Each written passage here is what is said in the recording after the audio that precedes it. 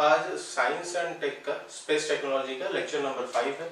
Last topic में मैंने आपको कुछ लॉन्चिंग व्हीकल टॉपिक से रिलेटेड, जो कि हमने जहां प्रक्षेपण वाहन की बात की थी, तो वहां पे मैंने आपको कुछ टर्म्स बताए थे, जिसमें मैंने आपको पेलोड बताया था और टाइप्स ऑफ प्रोपेलेंट बताया था। आज उसी के आगे हम बात करेंगे और बात करेंगे सबसे पहले टाइप की लॉन्च व्हीकल की, जिसका नाम है साउंडिंग रॉकेट्स। देखो, इसको पढ़ने से पहले आपको दो चीजें जाननी बहुत जरूरी है। सबसे पहले तो आप इस चीज के बारे में पढ़िए, एंट्रिक्स। देखो, एंट्रिक्स एक कंपनी है जो कि बेसिकली सितंबर 1992 में इसको स्टार्ट किया गया था। ये basically Indian government owned company. Indian government owned का मतलब है कि ये गवर्नमेंट इसको चलाती है। इसका काम होता है कि देखो, जितने भी हार्डवेयर, सॉफ्टवेयर,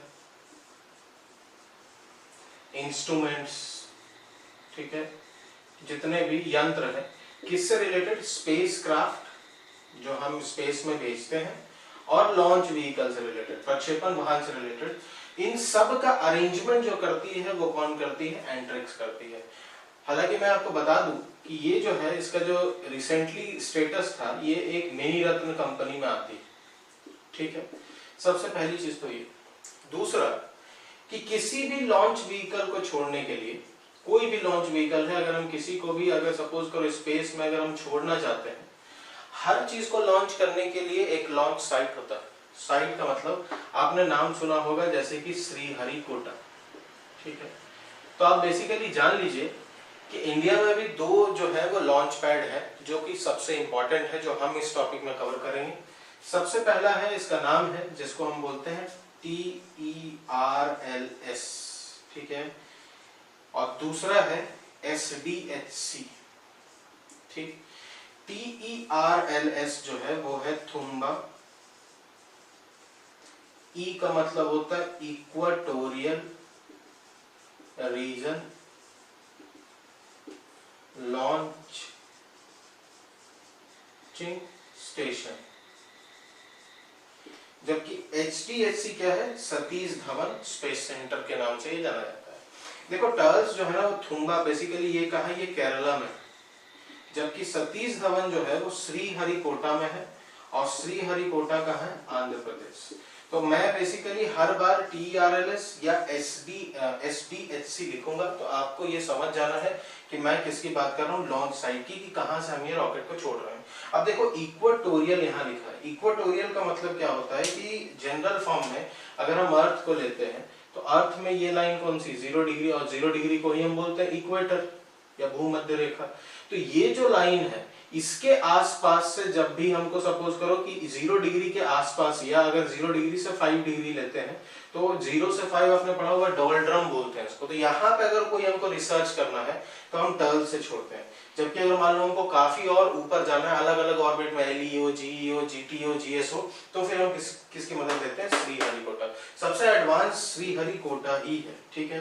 तो हम बेसिकली आज जो है सबसे पहला टाइप देखेंगे लॉन्च व्हीकल का, जिसका नाम है, जिसको हम बोलते हैं साउंडिंग रॉकेट्स, ठीक है।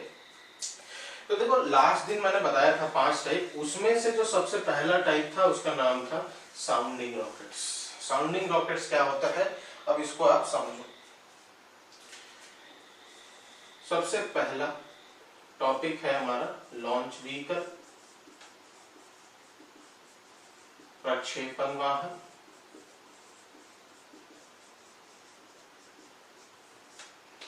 इसको हम बोलते हैं साउंडिंग रॉकेट्स। सबसे पहली चीज है कि साउंडिंग रॉकेट जो है ना, सबसे पहले तो होते हैं low cost rockets. Low cost का मतलब है कोई भी प्रोजेक्ट जो ज्यादा एक्सप्लोरेशन के लिए नहीं बना है, ज्यादा अनुसंधान के लिए नहीं बना, या ज्यादा ऊंचाई के लिए नहीं बना है, ज्यादा दूरी के लिए नहीं बना है, तो उन सब को हम लो कॉस्ट में गिनते हैं। तो ये भी एक टाइप का लो कॉस्ट रॉकेट है। दूसरी चीज कि अगर हम बात करें कि इसका हिस्ट्री क्या है, तो देखो, हिस्ट्री ये है कि सबसे पहले साउंडिंग रॉकेट्स की हम बात करें तो M100 नाम का एक साउंडिंग रॉकेट रूस ने लॉन्च किया था, रशिया ने। इसको लॉन्च करने के बाद अब इंडिया ने भी थोड़ी यहाँ से हेल्प ली, और इसके बाद इंडिया ने, मैंने आपको बताया था कि 1980s में सबसे पहली बार खुद से रोहिणी सीरीज नाम का RS सीरीज से शुरू किया लॉन्च व्हीकल को प्रक्षेपित करना। अब यहाँ एक इम्पॉर्टेंट बात यह है कि अगर हम ये बात करें तो देखो ये जितने भी है ना, ये जितने भी टाइप ऑफ साउंडिंग रॉकेट होते हैं, अगर हम यूज की बात करें तो इनका यूज जो है वो थोड़ा लिमिटेड है। जैसे इनका इस्तेमाल होता है मीटियोरोलॉजी में, मीटियोरोलॉजी जैसे उल्का पिंड वगैरह का अध्ययन करना है तब, या जो सबसे बड़ा इसका इस्तेमाल होता है वो होता है एटमॉस्फेयर स्टडी या एटमॉस्फेरिक स्टडी। अगर मान लो पृथ्वी के चारों तरफ जो वायुमंडल है, ठीक है, यहाँ हमको कुछ चीज के बारे में अगर एक्सप्लोर करना है, कुछ अनुसंधान करना है, कुछ रिसर्च करना है, तो हम इन रॉकेट्स का इस्तेमाल करते हैं। तो सबसे ज्यादा जो है वो मीटियोरोलॉजी और एटमॉस्फेरिक स्टडी में। अब सिंपल सी चीज है कि एटमॉस्फेयर जो है, अगर हम बात करें तो आपने पढ़ा होगा कि 32 किलोमीटर तक ऑक्सीजन सबसे ज्यादा रहता है।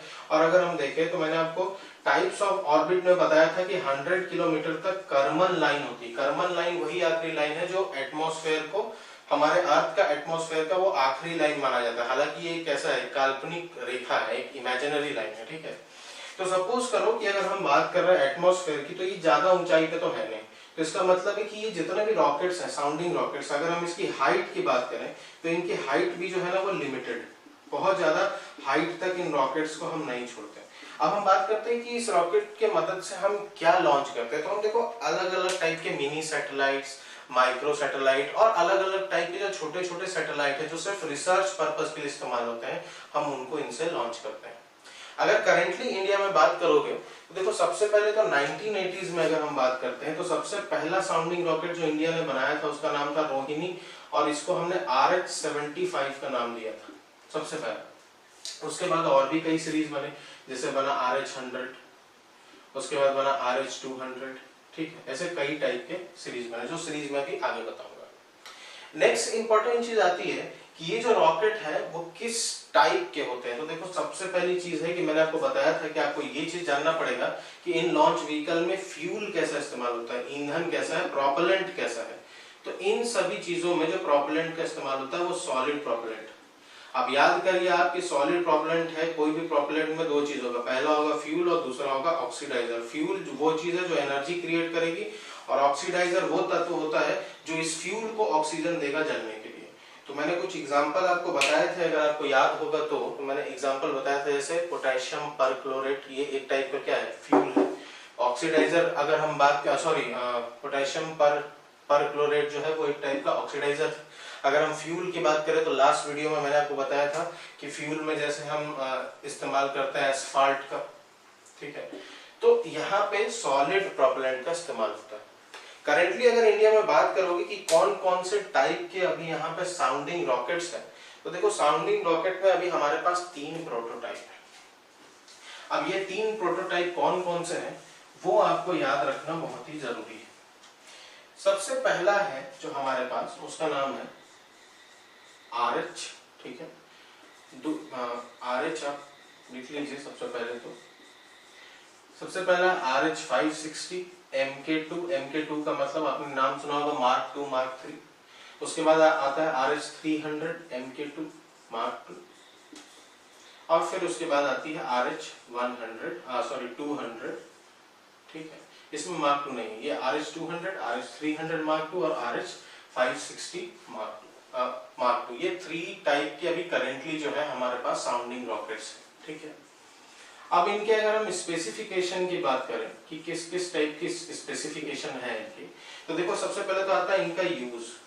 तो जनरल फॉर्म में इनका यूज हमेशा मीटियोरोलॉजी में होता है। मीटियोरोलॉजी वही जहां हम उल्का पिंड का अध्ययन करते हैं, उल्का पिंड या मीटियोर्स का अध्ययन करते हैं, यहाँ पे भी मीटियोरोलॉजी। और यहाँ पे एटमॉस्फेरिक स्टडी भी आ जाती है थर्ड वाले में। एटमॉस्फेरिक स्टडी का मतलब जहां हम वायुमंडल के बारे में कुछ चीजें क्या है कि अध्ययन करके रिसर्च करके जाते हैं। नेक्स्ट आता है कि पेलोड। लास्ट टाइम पे मैंने आपको बता दिया था पेलोड का मतलब होता है कितना वेट ये लेके जा सकती है। तो देखो RH-200 लेके जा सकता है लगभग 10 kg, ये जो है वो लेके जा सकती है 60 kg तक का पेलोड, और ये जो है वो लेके जा सकती है कितना, 100 kg। तो देखो ये 10 kg, 60 kg और 100 kg का जो पेलोड है, इसमें इंक्लूड हो जाएगा कि हम क्या क्या इंस्ट्रूमेंट भेज रहे हैं और किस किस टाइप के सैटेलाइट को हम भेज रहे हैं। पेलोड के बाद फिर आता है इनका हाइट, कि ये कितने हाइट तक जाती है। तो देखो ये काफी फॉर्मर टाइप का है, ये 80 किलोमीटर तक जा सकती है। जबकि ये जो है ये सीधा इसका डबल 160 किलोमीटर तक जाती है। और जबकि अगर हम इसकी बात करें तो इसकी हाइट थोड़ी ज्यादा है, ये 470 किलोमीटर तक जाती है। लेकिन अगर आप देखोगे तो 470 किलोमीटर मतलब RH 560 Mark II जो है वो कहां तक जाती है, एलियो में, क्योंकि ये तो 80 और ये 60। और मैंने आपको बताया था कि लगभग अर्थ के 160 किलोमीटर, यहाँ अगर 160 किलोमीटर है, यहाँ हम खड़े हैं, तो 160 किलोमीटर से 2000 किलोमीटर के बीच में ही कौन सा ऑर्बिट आता है, एलियो। मतलब ये दोनों एलियो में नहीं जाते, ये एलियो को टच जरूर करता है, पर एलियो में लो अर्थ ऑर्बिट में कौन जाता है, RH 560।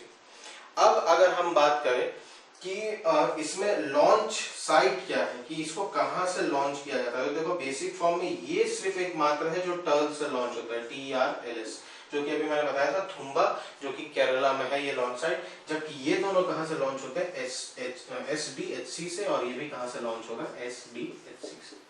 तो ये बेसिक फॉर्म में सबसे पहला टाइप का रॉकेट होता है जिसको हम बोलते हैं साउंडिंग रॉकेट्स। 5 चीजें आपको सबसे इंपॉर्टेंट इसमें याद रखनी है। पहला है कि कब लॉन्च हुआ, 1980s में। पहला सीरीज था RS-75, रोहिणी सीरीज में इसको हम गिनते हैं।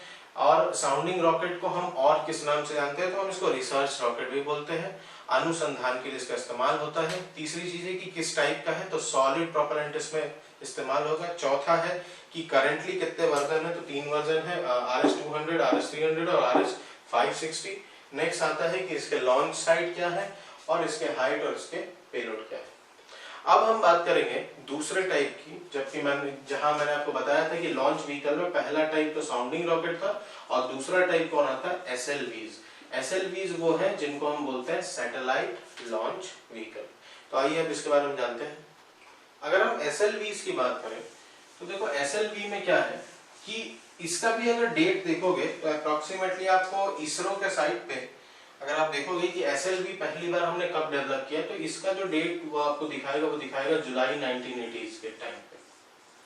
देखो SLV जो है वो बेसिकली एक टाइप का स्मॉल लिफ्ट LV होता है। स्मॉल लिफ्ट LV का मतलब है लॉन्च व्हीकल प्रक्षेपण वाहन। स्मॉल लिफ्ट क्यों बोल रहे हैं, स्मॉल लिफ्ट करना मतलब उठाना, क्योंकि ये जो जाती है ना, ये पेलोड बहुत कम लेके जाती है, लेस पेलोड, बहुत कम वजन को लेके कैरी करती है, ज्यादा वजन लेके नहीं जा पाती।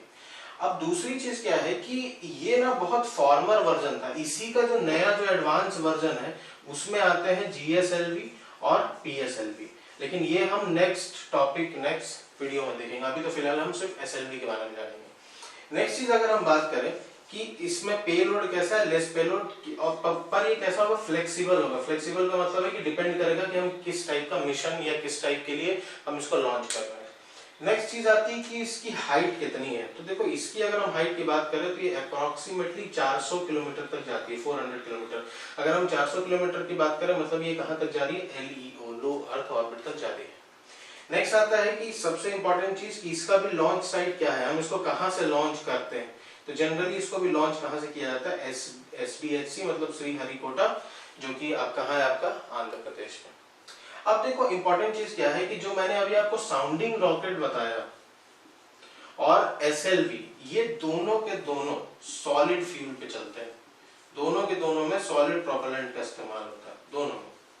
और सबसे इंपॉर्टेंट है कि ये दोनों ही टू स्टेज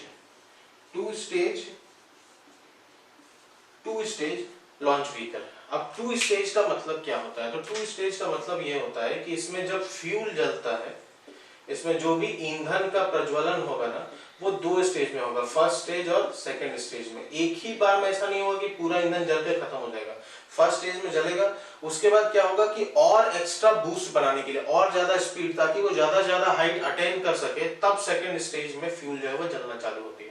जबकि अगर आप इधर बात करोगे, इसी का एडवांस वर्जन जो है वो GSLV और PSLV, ये सब जो है वो 3rd स्टेज और 4th स्टेज के हैं, अलग अलग इनमें और स्टेज का क्या हुआ है, डेवलपमेंट हुआ है। तो बेसिक फॉर्म में अगर आप बात करो कि SLV और साउंडिंग रॉकेट, ये बड़ा प्रिमिटिव टाइप थे जो कि इसरो इस्तेमाल करती थी। अभी भी जो है वो कभी कभी जो साउंडिंग रॉकेट है वो अभी भी कार्यरत है, जो इस्तेमाल हो रहे हैं। लेकिन अब हम देखते हैं कि जितने भी सैटेलाइट जो लॉन्च होते हैं, किसी भी चीज को भेजने के लिए हम सबसे ज्यादा GSLV और PSLV का इस्तेमाल करते हैं। इसमें अभी आपने नाम सुना होगा कि जो सबसे पावरफुल हमारे पास है वो कौन सा है, GSLV Mark III, ठीक है। तो ये एक इम्पॉर्टेंट जो है वो टाइप ऑफ लॉन्च व्हीकल है। 2 लॉन्च व्हीकल इस टॉपिक में हमने देखा। होप करता हूँ कि आपको ये पूरा समझ में आया होगा। आपको 3 चीजें बस याद रखनी है, पेलोड, हाइट और किस टाइप का फ्यूल या प्रोपेलेंट इस्तेमाल होती है। नेक्स्ट वीडियो में हम पूरे विस्तार से चर्चा करेंगे किसके बारे में, जीएसएलवी और पीएसएलवी के बारे में, क्योंकि वहां आपको कुछ नाम भी याद करना है, अलग अलग जीएसएलवी और अलग अलग पीएसएलवी। तो फिर मिलेंगे नेक्स्ट वीडियो में, और ज्यादा से ज्यादा शेयर कीजिए, लाइक कीजिए और कमेंट कीजिए। तब तक के लिए